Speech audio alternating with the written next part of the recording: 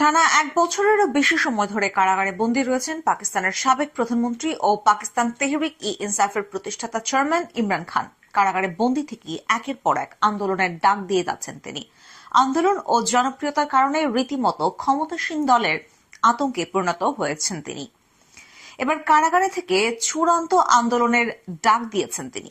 13 November পাকিস্তানের সংবাদ মাধ্যম ডনের এক প্রতিবেদনে এই তথ্য জানানো হয়েছে।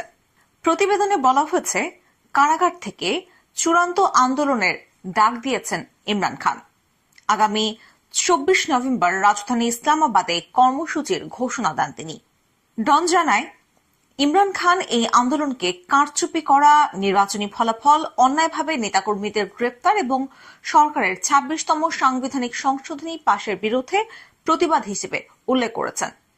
এর আগে 2023 সালের আগস্টে ইমরান গ্রেপ্তার হওয়ার পর থেকে তার সমর্থকরা দেশ জুড়ে আন্দোলন চালিয়ে আসছেন। তারা 2024 সালের নির্বাচনী জালিয়াতির অভিযোগে ক্ষোভ প্রকাশ করেছেন। এছাড়া পিটিআর নেতাকর্মীরা প্রতিনিয়ত হয়রানি ও বারবার গ্রেপ্তার হয়েছেন। ইমরান খানের বোন আলিমা খান বুধবার তার সঙ্গে সাক্ষাৎ শেষে জানান, এই আন্দোলনের ডাক সবার জন্য, বিশেষত দলীয় নেতাকর্মীদের জন্য।